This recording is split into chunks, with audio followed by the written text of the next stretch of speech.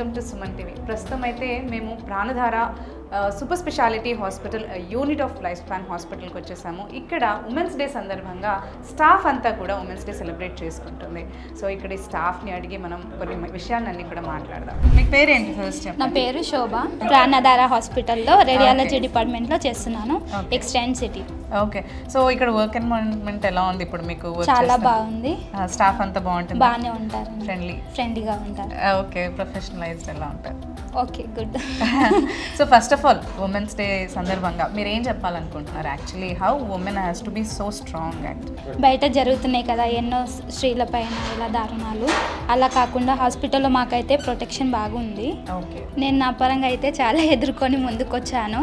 అదే ధైర్యంతో మనను సపోర్ట్ చేసేవాళ్ళు మన వెనుక, మన పేరెంట్స్ కానీ మన ఎవరైనా మన బ్రదర్ వాళ్ళ సపోర్ట్ ఉంటే మనం దేనికైనా ఎదిరించి ముందుకెళ్ళొచ్చు. వాళ్ళ సపోర్ట్ నాకు మనం ఎంత స్ట్రాంగ్ ఉన్నా వాళ్ళ సపోర్ట్ ఉంటే దేనైనా ఎదిరియచ్చు. మీ పేరు చెప్పండి. Myself Ramya. Okay. I am working as a staff nurse in MIC department. Okay. So I wish a very happy International Women's Day.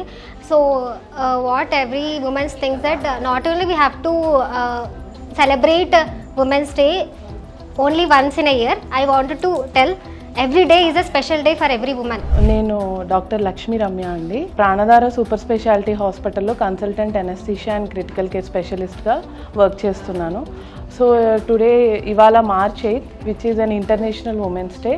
అందరికీ ఉమెన్స్ డే శుభాకాంక్షలు తెలుపుతున్నాను.